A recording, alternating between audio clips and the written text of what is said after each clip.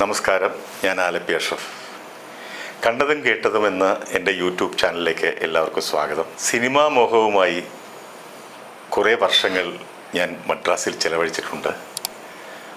അന്നത്തെ കഴിഞ്ഞ കാല ജീവിതത്തിൽ കടന്നുപോയ ചില സംഭവ കഥകൾ ചിലതൊക്കെ രസകരവുമാണ്, ചിലതൊക്കെ നൊമ്പരപ്പെടുത്തുന്നതുമാണ്.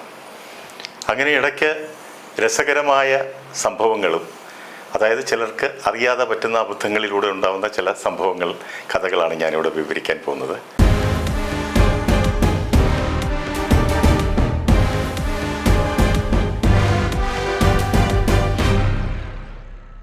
നമ്മുടെ ഗായകൻ MG ശ്രീകുമാറിന് ഒരബദ്ധം സംഭവിച്ചു ജീവിതത്തിൽ. പണ്ടാണെങ്കിൽ അദ്ദേഹത്തിന് ഇതൊന്നും പറയുന്നത് ഇഷ്ടപ്പെടുമെന്ന് തോന്നുന്നില്ല. പക്ഷേ ഇപ്പോൾ അദ്ദേഹം ഒരുപാട് മെച്ചൂർഡായി.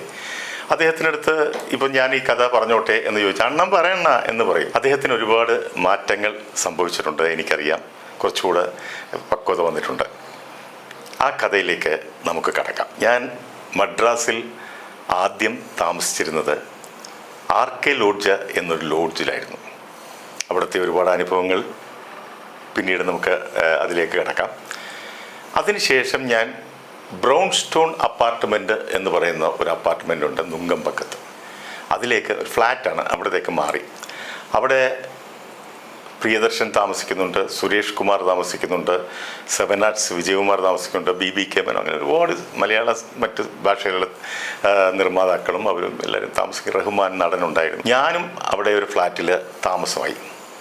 അവിടെ പലരും ഉണ്ടായിരുന്നെങ്കിലും പ്രിയദർശന് മാത്രമേ സ്വന്തമായി വിലക്ക് വാങ്ങിയ ഫ്ലാറ്റുള്ളൂ. ബാക്കി ഞങ്ങളെല്ലാവരും വാടകയ്ക്കായിരുന്നു. ഞാനൊരിക്കൽ സുരേഷ് കുമാറിൻ്റെ ഈ C ബ്ലോക്കിലുള്ള ഫ്ലാറ്റിലേക്ക് ചെല്ലുമ്പോൾ, അപ്പോൾ C ബ്ലോക്കിൽ സുരേഷ് കുമാർ 5ാമത്തെ നിലയിലാണ് താമസിക്കുന്നത്.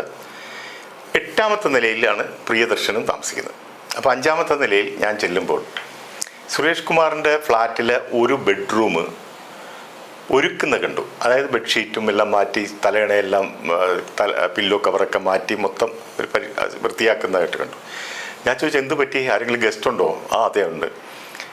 ശ്രീകുട്ടൻ MG ശ്രീകുമാർ ഡൽഹിയിൽ നിന്നും നാഷണൽ അവാർഡും വാങ്ങി അദ്ദേഹം വരികയാണ്. വൈകുന്നേരത്തെ ഫ്ലൈറ്റിൽ ഇവിടെ എത്തും, മദ്രാസിലെത്തും. എത്തിക്കഴിഞ്ഞാൽ അദ്ദേഹം ഹോട്ടലൊന്നും താമസിക്കുന്നില്ല. ഇന്നത്തെ ദിവസം ഇവിടെ താമസിച്ചിട്ട് വൈകുന്നേരം പ്രിയൻ്റെ കൂടെ ഡിന്നറാണ്. അത് കഴിഞ്ഞ് പുള്ളി രാത്രി കിടന്ന് രാവിലത്തെ ഫ്ലൈറ്റിൽ പോകും. അങ്ങനത്തെ ഒരു പ്രോഗ്രാമാണ് വന്നിരിക്കുന്നത്. ഏകദേശം വൈകുന്നേരം ആയപ്പോൾ കൃത്യമായി ശ്രീകുട്ടൻ എത്തുന്നു. എത്തിയോടാണ് റൂം അവിടെ റെഡിയാക്കിയിട്ടുണ്ട്. ആ റൂമിലോട്ട് പുള്ളി പെട്ടിയായിട്ട് കയറുന്നു. ഒരു 5-10 മിനിറ്റിനുള്ളിൽ അദ്ദേഹം ഒന്ന് ഫ്രഷായി ടക്കെന്ന് ഇറങ്ങി 8ാമത്തെ നിലയിൽ പ്രിയദർശൻ്റെ ഫ്ലാറ്റിലേക്ക് പോയി. വൈകുന്നേരം ഭക്ഷണം അവിടെ നിന്ന് കഴിച്ച് തിരിച്ചു വന്നോളാം, അവിടെ പാർട്ടി എന്തൊക്കെയാണ്. ഇനിയാണ് സംഭവങ്ങൾ നടക്കുന്നത്. അദ്ദേഹം രാത്രിയായി ഒരു 10-10:15 ഒക്കെ ആയപ്പോൾ എല്ലാം കഴിഞ്ഞ് അദ്ദേഹത്തിന് കിടന്ന് ഉറങ്ങാനുള്ള തിരിച്ചു വരവ്. അപ്പോൾ തിരിച്ചു വരുന്നെങ്കിൽ ലിഫ്റ്റിലും വരാം, നടന്ന് ഇറങ്ങാൻ വേണമെങ്കിൽ ഫ്ലാറ്റിൽ നിന്ന്. അപ്പോൾ പ്രിയദർശൻ്റെ അവിടെ കയറി, ഇത് 8ാമത്തെ നില, മറ്റത് 5-ലല്ലേ, നടന്നിറങ്ങാം എന്ന് ധരിച്ചുകൊണ്ട് ശ്രീകുട്ടൻ ഓരോ നിലകളും ഇറങ്ങിക്കൊണ്ടിരിക്കുകയാണ്. 8ാമത്തെ നിലയിൽ നിന്നും അദ്ദേഹം 7ാമത്തെ നിലയിൽ വന്നു. 7ാമത്തെ നിലയിൽ നിന്നും അദ്ദേഹം 6ാമത്തെ നിലയിൽ വന്നു. അപ്പോൾ എല്ലാ ഫ്ലാറ്റും ഒരേപോലെയാണ്. അദ്ദേഹം 6ാമത്തെ നിലയിലെത്തിയപ്പോൾ 5ാമത്തെ നിലയ്ക്ക് സമാനമായ സ്ഥലത്ത് ഒരു ഫ്ലാറ്റുണ്ട്. ആ ഫ്ലാറ്റ് കതക് തുറന്ന് കിടക്കുന്നുണ്ട്. ശരിക്കും അത് 5അല്ല 6ാമത്തെ നിലയാണ്.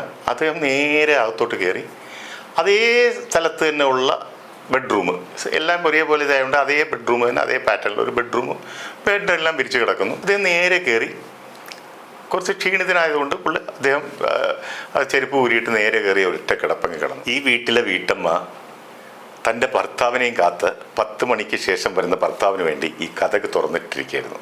എന്നിട്ട് അവർ അടുക്കളയിൽ എന്തോ ചെയ്തുകൊണ്ടിരിക്കുകയാണ്. ശ്രീകുട്ടൻ അങ്ങോട്ട് കയറിപ്പോകുമ്പോൾ അവർക്ക് ഒച്ച കേട്ട് അവർക്ക് മനസ്സിലായി ആളെത്തി എന്നുള്ളത്.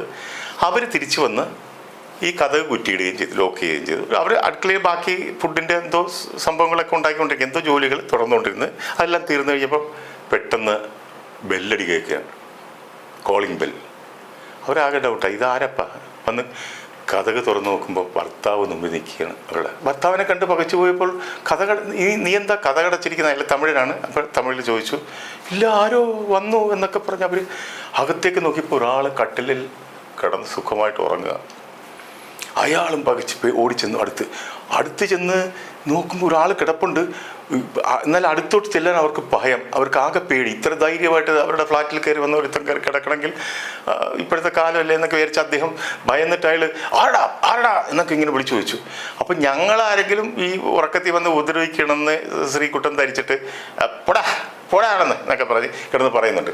അവരത് കേട്ട് വീണ്ടും പേടിച്ച് വീണ്ടും നീ ആരടാ എന്നൊക്കെ ചോദിക്കുമ്പോൾ യാറ് നീ എന്നൊക്കെ ചോദിക്കും. പൊടാ എന്നൊക്കെ പറഞ്ഞ് അടിച്ച് അവർ പേടിച്ച് വെളിയിലോട്ടിറങ്ങി.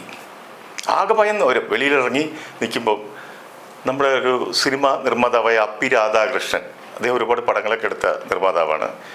അപ്പോൾ അദ്ദേഹം പ്രിയൻ്റെ അവിടെ നിന്ന് സ്റ്റെപ്പ് ഇറങ്ങി ഇതേപോലെ വന്നുകൊണ്ടിരിക്കുകയാണ്. അപ്പോൾ അപ്പി രാധാകൃഷ്ണൻ്റെ അടുത്തേക്ക് ഈ വീട്ടുകാർ ഭാര്യയും ഭർത്താവും കൂടെ ഓടിച്ചെന്ന്, സാർ സഹായിക്കണം, എന്ത് പറ്റി? ഒരാളിങ്ങനെ കയറി വീട്ടിൽ കയറി ബെഡ്റൂമിൽ കയറി കിടക്കുകയാണ്, എന്താണെന്ന് അറിയാൻ ആരാണെന്ന് അറിയാൻ പാടില്ല എന്ന് പറയും. അപ്പി രാധാകൃഷ്ണൻ ഇവരെല്ലാം കൂടെ വലിയൊരു വടിയും ഇതും തടയൊക്കെ എടുത്തിട്ട് അവർ പതുക്കെ അതിനടുത്തോട്ട് ആളാന്നൊക്കെ ചോദിച്ച് മെല്ലെ അടുത്തോട്ട് ചെന്ന് അങ്ങനെ അനങ്ങുന്നില്ല, കിടക്കുക. അടുത്ത് ചെന്ന് ലൈറ്റ് ഇട്ട് ഇവർ നോക്കുമ്പം MP ശ്രീകുമാറാണ് കിടക്കുന്ന. അപ്പി ടക്കൊന്ന് ഞെട്ടി അപ്പി രാധാകൃഷ്ണൻ, അയ്യോ ഇത് ശ്രീകുട്ടൻ. അവരുടെ അടുത്ത് പറഞ്ഞ്, ഇല്ല ഇത് ഞങ്ങളുടെ സുരേഷിൻ്റെ ഫ്ലാറ്റിൽ വന്ന ആളാണ്, തെറ്റി വന്നതായിരിക്കാന്ന് പറഞ്ഞു. അവരാകെ ഇതായി. അപ്പി രാധാകൃഷ്ണൻ അവരെ പറഞ്ഞ് മനസ്സിലാക്കി. അദ്ദേഹം ഇന്നലെ ഇങ്ങനെ നാഷണൽ അവാർഡൊക്കെ വാങ്ങിച്ചു വരുന്ന ഒരാളാണ്. അപ്പോൾ അവർ ശ്രീകുട്ടൻ എന്ന് പറയുമ്പോൾ അവർക്കും അറിയാം, കേട്ടിട്ടുണ്ട്, പാട്ടുകളൊക്കെ കേട്ടിട്ടുണ്ട്. അവർക്കും കുറച്ച് സ്നേഹം തോന്നി അദ്ദേഹത്തിനോട്. സാരമില്ല, കുഴപ്പമില്ല എന്ന് പറഞ്ഞ് അങ്ങനെ മയപ്പെടുത്തി അവരെ ക്ഷമയൊക്കെ പറഞ്ഞ് ശ്രീകുട്ടൻ അവിടെ നിന്ന് കയറി തിരിച്ചു വരികയാണ് ഉണ്ടായത്. അപ്പോൾ ഇങ്ങനൊരു സംഭവം ഉണ്ടായപ്പോൾ ശ്രീകുട്ടന് ഇത് ഒരുപാട് പേര് ഇതറിഞ്ഞ്, കുറച്ച് പേരൊക്കെ അറിഞ്ഞ് ശ്രീകുട്ടനോട് പല വെർഷൻസായിട്ട് ഇതിൻ്റെ കഥകളൊക്കെ പറഞ്ഞു. അതിലെനിക്ക് ഏറ്റവും ഇഷ്ടപ്പെട്ടത് മോഹൻലാൽ എന്നെ കണ്ടപ്പോൾ ഒരു സംഭവം. അപ്പോൾ ഈ സംഭവം അറിഞ്ഞിരിക്കുന്നില്ല ലാൽ പറഞ്ഞു, അണ്ണാ സംഭവം അറിഞ്ഞില്ലേ? ഞാൻ പറയാനുണ്ടായിരുന്നു, ഞാനുണ്ടായിരുന്നു അവിടെ. ഇങ്ങനെയായിരുന്നു. അത് സംഭവം എന്ന് വെച്ചാൽ ശ്രീകുട്ടൻ അകത്ത് കയറി കിടന്നു കഴിഞ്ഞപ്പോൾ ഭാര്യ അവിടെ നിന്ന് വന്നു, ലൈറ്റൊക്കെ ഓഫ് ചെയ്ത് അവരും വന്ന് കൂടെ അങ്ങ് കിടന്നു, ഇവരുടെ അദ്ദേഹത്തിൻ്റെ കൂടെ കിടന്നു കഴിഞ്ഞപ്പോൾ ശ്രീകുട്ടൻ വിചാരിച്ച് ഇതെന്താ അറേഞ്ച്മെൻറ്റ് പറ്റിയ പെണ്ണാണെന്നൊക്കെ വിചാരിച്ച് അവർ ധരിക്കുന്ന എന്താണ്, ഇത് ഭർത്താവല്ലല്ലോ, ഇതെന്താണ് ഭർത്താവ് ഇങ്ങനെയൊക്കെ പെരുമാറുന്ന യൂഷ്വൽ രീതി അല്ലല്ലോ ഇതെന്ന് പറഞ്ഞ് അവർ മുഖത്തേക്ക് നോക്കലും ഞെട്ടിച്ചാടി എഴുന്നേറ്റവർ, ഭർത്താവല്ല വേറെ ആള്. അങ്ങനെയാണ് പ്രശ്നം ഉണ്ടായതെണ്ണ എന്നൊക്കെ പറഞ്ഞ് ലാൽ ഒരു വെർഷൻ ഇറക്കി. പക്ഷേ ലാലിൻ്റെ ആ സെൻസ് ഓഫ് ഹ്യൂമറും അതെല്ലാം നമുക്ക് ചിരിക്കാവുന്നതാണ്. എന്നാലും ഇങ്ങനെയൊരു അനുഭവ കഥ ഉണ്ടായിട്ടുണ്ട്. അതേപോലെ തന്നെ RK ലോഡ്ജിലും ഇതേപോലെ ഒരു അനുഭവം ഉണ്ടായി. അത് മറ്റാരുമല്ല, നമ്മയൊക്കെ വിട്ടുപിരിഞ്ഞ ജോണിക്കുണ്ടായ ഒരു അബദ്ധകഥയാണ്. അത് ഞാൻ അടുത്ത എപ്പിസോഡിൽ പറയാം. അത് ഇതുപോലെ രസകരമല്ല, കുറച്ച് നമ്പരപ്പെടുത്തുന്ന കഥയാണ്. അതുമായിട്ട് അടുത്ത എപ്പിസോഡ് കാണാം.